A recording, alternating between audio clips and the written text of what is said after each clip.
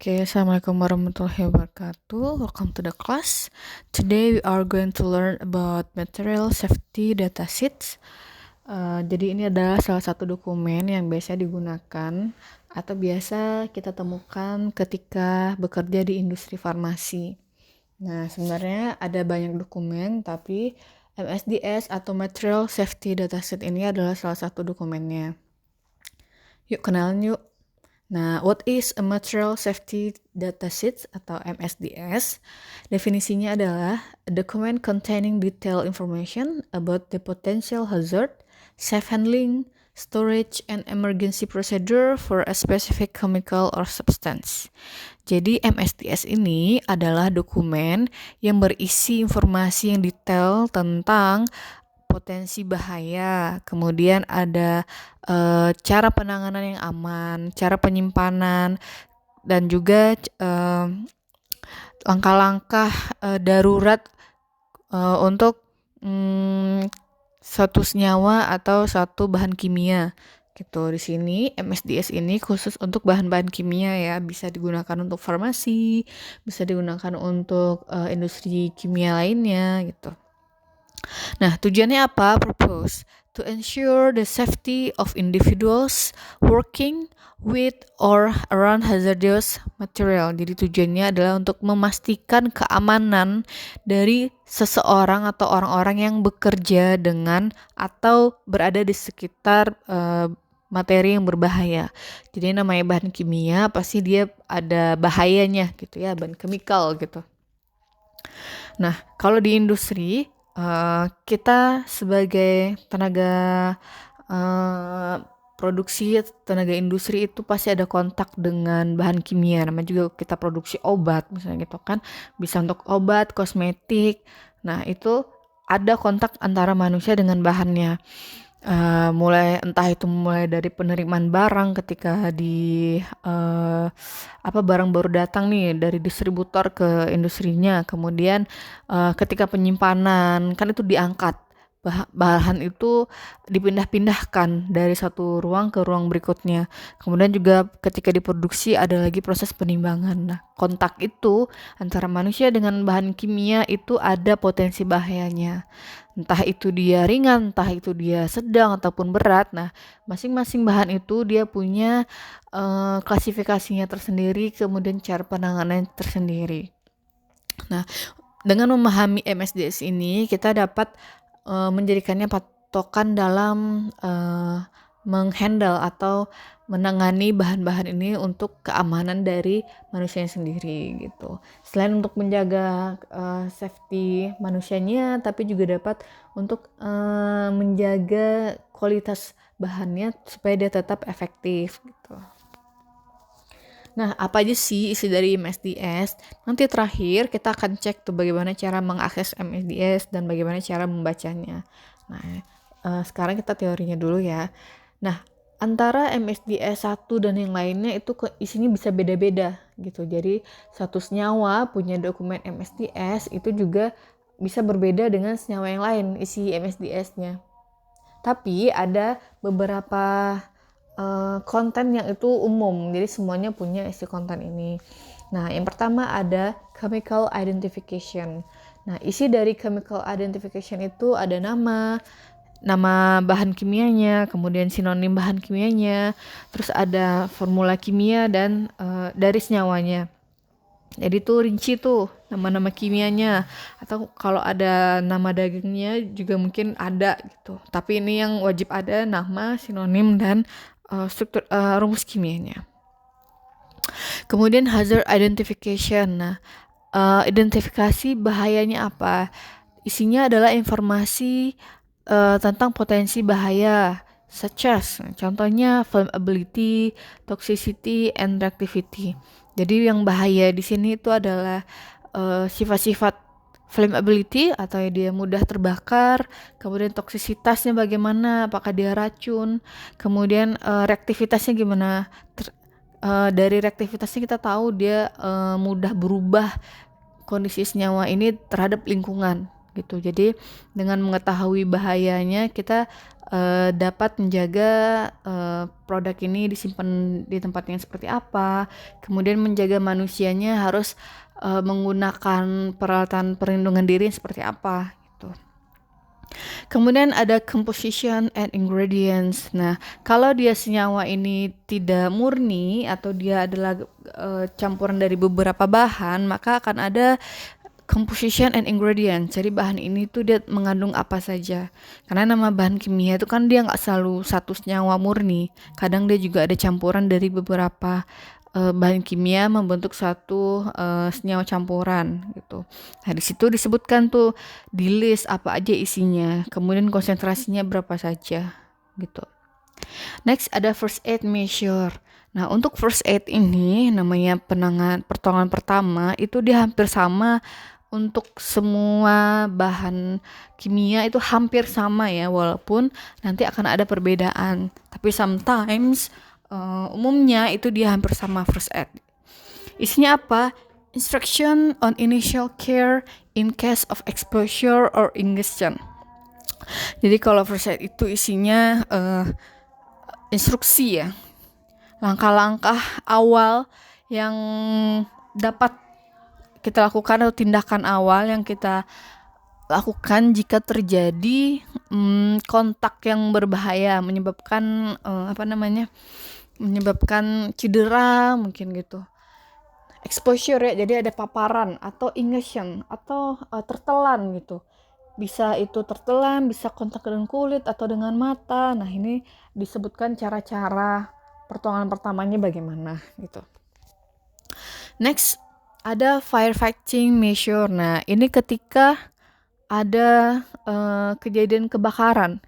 Bagaimana cara mematikan apinya ketika bahan kita itu terbakar. Nah, isinya apa? Guidance on extinguish fire involving the substance.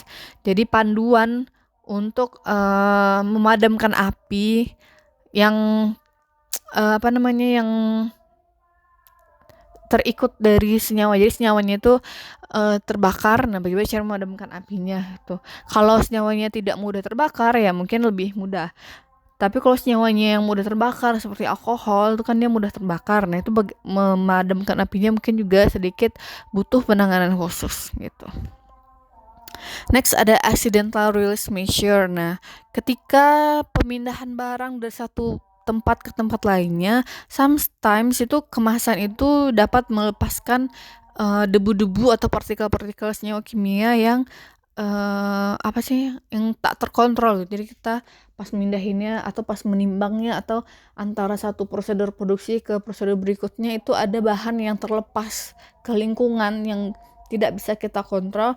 Nah, itu dia dapat berbahaya entah bagi lingkungan, bagi alat atau mesinnya, bahkan juga bagi manusianya gitu. Jadi isinya adalah procedure for containing and clean up spills or leaks gitu. Jadi langkah-langkah untuk menampung lagi, membersihkannya, atau ketika ada tumpahan itu dibersihinnya gimana gitu. Terus kalau ada kebocoran itu bagaimana penanganannya. Tuh. Next ada exposure controls. Nah, di sini isinya adalah measure to minimize exposure, such as ventilation and personal protective equipment. Nah, ketika dia normal-normal aja nih, nggak ada kebocoran, nggak ada yang tumpah, kita nimbang, kita mindahin bahannya, nah itu juga harus ada pengontrolan. Jadi paparan kita tuh harus dikontrol. Nah, makanya harus nanti ada penggunaan bahan-bahan penggunaan baju-baju pelindung, masker. Nah, itu ada di sini bagaimana caranya. Kemudian ventilation, nah diatur nih udara penyimpanannya apakah harus tertutup, kedap, vakum atau boleh udaranya yang sirkulasi, itu boleh gitu. Diatur nanti di sini. Jadi apa? Meminimasi paparan. Jadi pas ketika dia disimpan atau dikerjakan atau diolah, paparan kita itu masih normal gitu, tidak yang berlebihan gitu. Jadi kontak kita dengan bahan kimia itu seminimal mungkin, senormal mungkin, dan seaman mungkin. Next ada physical and chemical properties. Nah, di sini details about the substance appearance, odor and other characteristic. Jadi disebutkan juga sifat fisika kimianya sama seperti yang ada di farmakope. Di situ didetailkan tentang bentuk dari senyawanya apa, misalnya dia serbuk atau cairan, warnanya apa, kemudian apakah ada baunya atau ada sifat-sifat lainnya seperti titik didih, titik lebur, kemudian reaktivitasnya. Pokoknya yang namanya sifat kimia lah ya, semua yang dapat diukur dengan alat-alat ukur itu disebutkan semuanya. Biasanya isinya adalah angka-angka atau ya mungkin kalau warna itu masih bisa lah gitu ya. Next. Jadi kalau MSDS itu dia tuh seperti farmakope tapi versi detailnya gitu ya. Jadi masing-masing MSDS ini kalau dikumpulkan mungkin bisa menghasilkan farmakope tapi yang jauh lebih tebal gitu. Oke, next ada stability and reactivity. Jadi ada informasi tentang stabilitas senyawa dan potensi reaktivitasnya dengan senyawa lain. Nah, jadi di sini nanti disebutkan senyawa-senyawa yang dapat bereaksi dengan. Nah, jadi di sini disebutkan ada senyawa lain nggak yang dapat menyebabkan reaksi dengan senyawa satu bahan ini. Dari sini kita tahu bahwa nanti penyimpanannya dia nggak boleh dengan senyawa yang lain gitu, karena mungkin dapat menyebabkan terbakar dengan sendiri atau reaktivitas korosif gitu. Nah, di sini penting juga untuk disebutkan sehingga produsen yang menerima bahan baku ini dapat menyiapkan tempat penyimpanan yang sesuai gitu. Next, ada toxicological information. Nah, di sini ada health effects, symptoms, and route of exposure.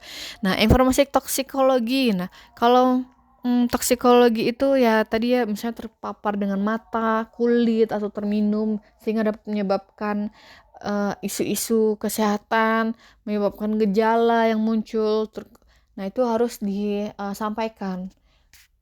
Apa aja nih kalau misalnya kena mata, misalnya ada iritasi atau dapat menyebabkan kebutaan atau terhadap kulit dia tuh iritasi, korosif, atau ketika tertelan dia itu dapat menyebabkan toksisitas yang fatal. Nah, itu harus disampaikan gitu ya, sehingga ketika nanti personal-personal yang ada di industri itu terkontak dengan bahan kimia ini, maka dapat langsung dicari penanganannya gitu. Oke, next ada ecological information. Nah, di sini disebutkan bahwa impact on the environment and guidance for safe disposal. Nah, jadi industri itu tidak hanya memikirkan tentang personalnya, tapi juga harus memikirkan tentang lingkungan. Karena yang namanya bahan kimia itu akan menghasilkan limbah-limbah yang dapat mempengaruhi lingkungan gitu ya. Jadi nggak boleh langsung dibuang ke tanah, ke sungai, ke laut, itu sebenarnya tidak boleh. Makanya harus disampaikan bahwa ketika bahan ini tuh berbahaya, dia harus dibuangnya seperti apa gitu. Atau mungkin informasinya aja deh, minimal tuh dia tuh dapat menyebabkan pencemaran lingkungannya seperti apa gitu. Kemudian cara pembuangannya itu yang baik seperti apa gitu, disampaikan gitu ya. Next ada disposal considerations. Isinya adalah proper disposal methods and waste management guidelines. Jadi hampir sama. Kalau ini khusus untuk benar-benar cara pembuangan itu yang baik itu seperti apa. Terus sisa-sisa limbahnya itu di manage, diatur sebagaimana rupa supaya tidak terjadi kerusakan lingkungan gitu. Next ada transportation information. Nah, di sini regulation and precaution for transporting the substance. Nah, di sini diatur bagaimana cara membawa senyawanya itu, kemudian pencegahannya seperti apa. Jadi diatur ya, kalau dia harus di kontainer yang tertutup rapat, kemudian harus dengan suhu dingin misalnya selama distribusi dari industri atau distribusi bahan bakunya ke industri sediaan. Nah, itu kan ada pemindahan tuh. Nah, itu diatur tuh bagaimana caranya, haruskah suhunya terkontrol ataukah boleh di kontainer biasa saja gitu. Itu disampaikan. Next ada regulatory information. Nah, di sini applicable regulation and safety standard. Nah, biasanya regulatory information ini aturan-aturan resmi yang diatur tentang si bahan ini apakah dia boleh legal digunakan di negara pembuatnya atau juga mungkin negara yang mengekspor atau negara tujuan bahan ini dikirim gitu. Jadi disampaikan aturan-aturannya. Next ada other information seperti catatan tambahan, referensi, kemudian contact information. Nah, ini informasi tambahan yang mungkin kalau terjadi keracunan atau komplain-komplain, nah itu dia kasih kontak personnya yang bisa dihubungi ketika kita mau komplain bahan-bahan ini gitu. Nah itu dia sih dari MSDS. Mungkin dari satu MSDS dengan yang lain itu tidak berurutan seperti ini. Jadi urutannya bisa berbeda-beda. Nah itu boleh terserah dari yang menerbitkan MSDS ini gitu. Nah, untuk apa sih MSDS ini? What is the importance of MSDS? Pertama ada safety awareness. Jadi kita tuh sadar akan keamanannya. Raises awareness about potential hazard associated with chemical. Jadi kita itu meningkatkan kepedulian kita ke awareness itu kesadaran ya, meningkatkan kesadaran kita tentang adanya potensi bahaya yang berhubungan dengan bahan kimia. Namanya bahan kimia pasti ada bahayanya gitu ya. Next ada risk assessment. Nah, dari risk assessment ini help student evaluate the risk before working with a particular substance. Nah, biasanya kalau orang yang belum pernah menghandle barang ini tuh baru, senyawa ini tuh baru, dari MSDS-nya kita tahu bagaimana cara memperlakukannya. Jadi ada risiko-risiko toksisitas kan tadi kan. Nah, dari membaca MSDS ini kita bisa menilai, oh ini risikonya ada toksikologikalnya gimana gitu. Sehingga kita dapat mempersiapkan diri gitu. Jadi kita nanti harus menggunakan pelindung apa gitu. Menghandle produknya seperti apa gitu. Jadi penilaian dari risikonya ada dari membaca MSDS ini. Kadang di MSDS itu ada tuh logo-logonya tuh, apakah dia flammable, toksisitas, korosif, kemudian apa tuh yang dapat menyebabkan mutagen itu kan ada tuh logonya. Nah dari situ aja kita udah paham, oh ini barangnya berbahaya atau aman gitu. Next ada emergency preparedness. Nah, ketika di sini disebutkan bahwa provide instructions on appropriate action during accidents on exposure incidents itu. Nah, di sini kita dari membaca MSDS kita sudah harus dapat mempersiapkan tindakan daruratnya seperti apa gitu. Kan tadi tuh disebutkan tuh kalau dia ada exposure, first aid-nya apa. Nah, di sini kita udah siapin nih kalau first aid-nya harus gini-gini, berarti kita harus siapkan tuh alat-alat dan perlengkapan yang dibutuhkan untuk first aid-nya gitu. Dan itu wajib ada sehingga aman untuk personal dan juga aman untuk lingkungan, karena kan kalau dia flammable meledak itu terbakar tuh nggak cuma bahannya aja tapi yang namanya ruangan dan ada bahan-bahan lain sekitarnya juga pasti akan terdampak gitu. Next ada compliance with regulation, enable compliance with legal requirement and safety standard. Nah, jadi dia disebutkan kan tadi regulasi di negaranya berlaku bagaimana, apakah bahan ini ilegal atau legal, boleh digunakan dalam aturan-aturan yang seperti apa. Nah, itu disebutkan sehingga ketika kita nanti memproduksi kita udah tahu, oh ini barang dia legal gitu ya. Emang dibolehkan dipergunakan gitu. Next ada promote responsible practice, encourage responsible handling, storage and disposal of chemical. Jadi memicu praktek yang bertanggung jawab gitu. Kalau kita sudah baca MSDS-nya, kita sudah tahu resikonya seperti apa, kita muncul rasa untuk bertanggung jawab nih nanti terhadap personal gimana bahayanya, terhadap industrinya bagaimana bahayanya, terhadap lingkungan yang akan tercemar itu bagaimana. Dari informasi MSDS kita akan jadi sadar bahwa bahan ini tuh harus dihandle supaya tidak terjadi kontak-kontak yang tidak diinginkan gitu. Jadi kita handlingnya gimana, penyimpanannya gimana, terus nanti pembuangan sisanya gimana, sehingga tuh tidak ada efek-efek bahaya yang muncul gitu. Oke? Nah, next, how to read an MSDS. Gimana sih cara bacanya? Kan MSDS itu ada banyak tuh halamannya, bisa tergantung bahan sih sebenarnya, ada yang cuma beberapa halaman, ada yang sampai 20-an. Tapi untuk satu bahan itu gimana sih cara bacanya bisa baca cepet aja gitu misalnya. Biasanya semakin berbahaya ini bahan, semakin banyak informasi yang harus disampaikan, ya halamannya juga semakin banyak gitu. Familiarize yourself with the format and structure of an MSDS. Kita nanti cek bagaimana cara membuka MSDS. Biasanya formatnya itu mirip-mirip, strukturnya mirip-mirip. Dari lihat strukturnya mungkin kalian udah tahu, oh ini MSDS gitu. Next, pay attention to the section that provide hazard information, first aid, measures, and handling guidelines. Nah, yang harus diperhatikan banget adalah pertama informasi bahayanya, jadi hazard information, kemudian pertolongan pertamanya gimana, kemudian cara handlingnya, cara penanganannya bagaimana gitu. Nah, ini wajib ada ya, informasi pasti ada nih kalau ini. Informasi yang lain juga ada, tapi yang penting banget untuk safety itu adalah yang ini, hazard information, first aid, sama handling. Next ada understand the abbreviation, symbols, and terminology used in document. Nah, biasanya bahasa-bahasa yang digunakan ya, kalau kita sudah biasa dengan bahasa kimia itu ya pasti udah biasa lah ya, simbol-simbol kimia itu udah harusnya udah paham ya gitu ya. Kemudian istilah-istilah yang kayak tadi flammability, iritasi, korosi, itu kan bahasa medis gitu. Itu biasanya kalau kita di farmasi itu udah harus familiar dengan bahasa-bahasa seperti itu.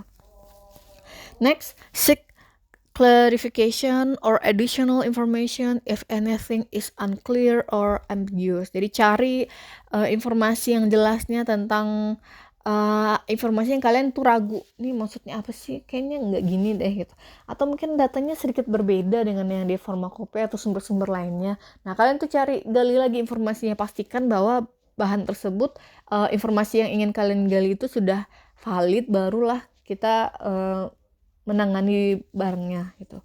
Jadi kalau masih ini kayaknya barangnya ini masih meragukan, nah kalian harus tanya-tanya dulu, cari-cari informasi dulu. Next, accessing MSDS. Nah, dari mana sih kita bisa dapat MSDS ini? Dari mana sih kita bisa tahu nih kita tuh boleh pegang MSDS-nya? Nah, sebenarnya banyak ya source-nya, apa sumber-sumbernya tuh banyak. MSDS are available from manufacturers, suppliers, or online database. Nah, jadi manufacturer, si industri yang membuat bahan baku itu, dia akan menerbitkan MSDS. Jadi setiap pengiriman mungkin dia akan kirim juga MSDS-nya. Kemudian supplier, jadi distributor yang menerima MSDS dari produksi dan akan dijual lagi ke industri lainnya, itu dia juga akan kasih MSDS-nya.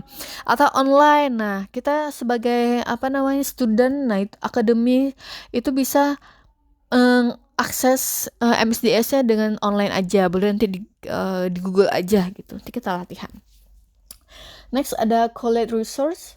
Nah, check if your college provide access to MSDS through libraries of safety department. Nah, biasanya nih kampus-kampus farmasi atau kimia itu dia ada akses spesial, dia punya akun tersendiri untuk bisa mengakses MSDS yang online, yang bank data MSDS dari suatu sumber gitu.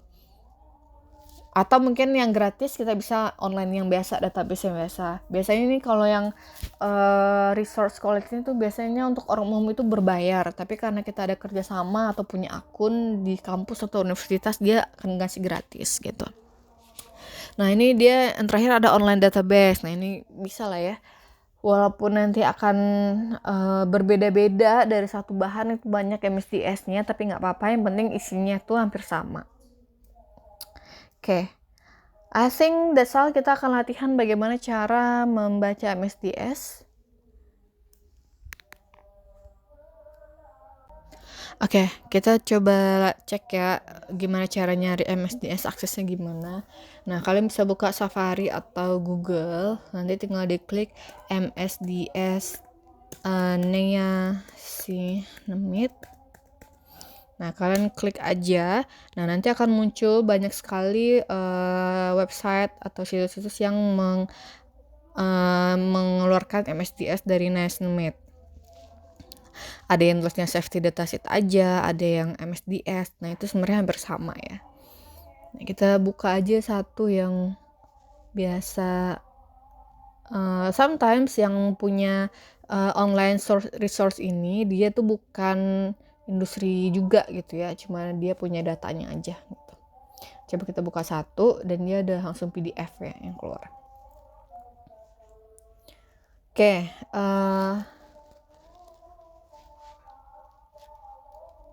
nah ini dia bentukannya, nanti boleh dicek ada nama sumber itu dia punya perusahaannya apa, kemudian nama bahan kimianya apa, kemudian ada tanggal dia menghasilkannya. Nah di sini section pertama, kalau tadi kan disebutkan tuh isinya apa aja. Nah di sini disebutkan product and company identification. Nah di sini nama senyawanya adalah niacinamide. Nah ini informasi tentang perusahaan yang menghasilkan MSDS ini. Di sini mungkin dia adalah distributor ya, chemicals. Kemudian kita bisa cek ke bawah itu. Nah disebutkan nih klasifikasi dari senyawa ini apa aja. Kalau dia punya toksisitas terhadap oral, itu dia kategorinya apa. Nah, kemudian dia punya logonya apa. Ini kalau seperti ini aja mungkin dia tidak mudah terbakar gitu ya. Kalau dia mudah terbakar itu yang kayak api itu. Berarti dia tidak juga korosif sepertinya. Juga tidak teratogen karena cuma satu ini logo yang disampaikan. Ini cukup untuk diperhatikan bahwa ada bahaya gitu, warning doang gitu. Kemudian ada hazard statementnya apa aja, dapat menyebabkan iritasi apa aja, kemudian cara penanganannya bagaimana.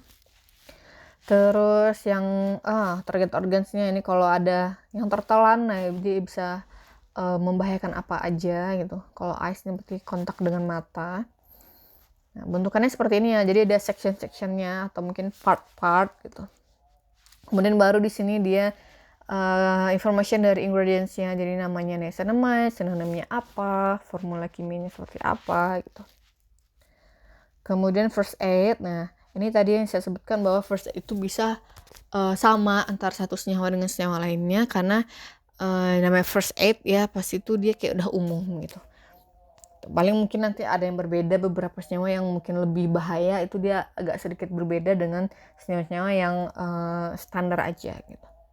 Standar di sini maksudnya dia punya potensi bahaya gitu ya, bukan berarti dia normal gitu, aman gitu, no. Namanya chemical tuh pasti ada potensi bahayanya. Kemudian nih firefighting measure. Nah ini bagaimana kalau ada kebakaran nih, si bahannya itu bisa terbakar, kondisi terbakarnya seperti apa, cara mematikan apinya itu dengan bahan-bahan apa aja. Kemudian si pemadam kebakarannya harus menggunakan equipment apa aja, alat-alat apa aja. Kemudian apalagi nih, adakah dia dapat menyebabkan ledakan jika berada di lingkungan yang bagaimana, atau reaksi dengan senyawa lainnya ketika bercampur dapat menyebabkan ledakan gitu. Kan suka ada ya berita-berita bahwa perusahaan apa gitu dia meledak gitu. Biasanya kayak Pertamina atau bahkan ini loh merchant yang di ini kan suka ada meledak gitu. Atau bahkan yang orang jual gas gitu. Nah itu meledak karena mungkin lingkungannya yang menyebabkan dia meledak. Mungkin api juga bisa ada di sekitarnya gitu. Jadi lingkungan itu yang menyebabkan dia meledak. Jadi dia tidak meledak dengan sendirinya gitu. Next ada accidental release measure. Nah kalau ada paparan paparan gitu. Paparan yang dapat menyebabkan luka atau accident lah, itu yang menyebabkan kerugian gitu, kontak yang merugikan gitu. Nah itu bagaimana cara pencegahannya.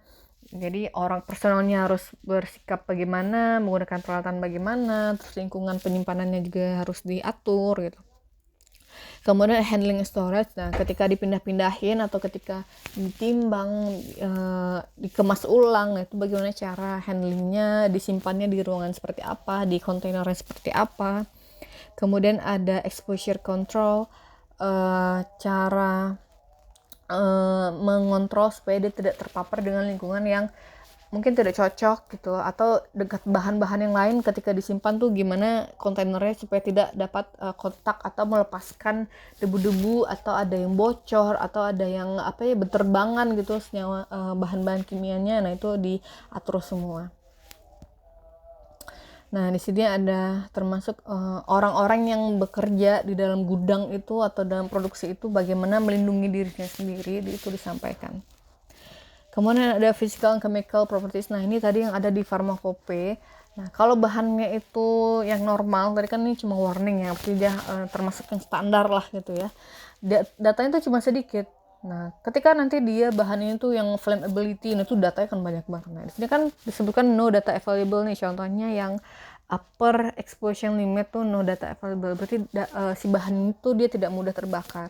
Ketika nanti bahan itu mudah terbakar, ini datanya kan banyak semua nih. Nah, ini dalam bentuk angka semuanya di sini ya. Dan ini tuh terukur, jadi secara kimia itu dia ada alatnya dapat mengukur data-data ini. Itu adalah sifat kimia ini. Next, stability and reactivity ini sebenarnya masuk juga ke dalam data fisika kimia. Sometimes dipisah gitu. Sometimes dia gabung. Kemudian toxicological information. Nah, di sini ada dosis LD50, LC50. Nah, kalian mungkin nanti untuk farmakologi itu butuh data LD50, bisa dicari di MSDS gitu. Selain di farmakope kalau ada, kalau tidak ada di farmakope boleh di LD50. Next ada, nah ini ecological information, apakah dia berbahaya terhadap tanah, air. Nah, ini disampaikan sifat fisika terhadap lingkungan.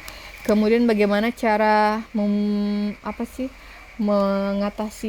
limbah-limbahnya. Nah, bagaimana cara membuangnya. Nah, disebutkan di sini. Nah, bagaimana cara pemindahan dari satu tempat ke tempat lain. Nah, transfer information, apakah dia senyawa berbahaya. Nah, kalau dia aman ya udah mungkin boleh dengan kontainer biasa gitu. Nah, di sini terakhir nih ada regulatory information. Nah, bahwa disebutkan statusnya apa? All components of this product are on the Canadian DSL list. Jadi ini bahan ini tuh sudah legal, itu boleh dipergunakan di negaranya apa nih, Kanadian, di Kanada sana itu boleh. Kalau kita mungkin di BPOM Indonesia gitu ya, disebutkan apakah dia bahannya boleh digunakan atau tidak. Kemudian informasi lainnya, nah di sini mungkin dia nggak terlalu spesifik ya, paling dia sebutkan gunakan bahannya sesuai dengan aturannya gitu aja sih, nggak terlalu banyak. Oke, nah di sini disebutkan bahwa halamannya cuma ada 6, padahal kalau senyawa-senyawa lain tuh bisa sampai 20, atau emang sedikit banget, paling ada 3-5 halaman, itu juga nggak apa-apa gitu. Jadi tergantung dari senyawanya, apakah dia aman atau dia berbahaya. Semakin banyak data informasi yang disampaikan, biasanya dia semakin berbahaya sih gitu. Oke, biasakan mata kalian tuh melihat data-data seperti ini, karena ketika nanti bekerja di industri akan banyak sekali dokumen yang kita tangani. Nah, ini tuh salah satu dokumen awal sebelum produk bahan baku itu diproses menjadi suatu sediaan. Oke, saya rasa sudah cukup untuk ini. Thank you. See you on the next class. Bye.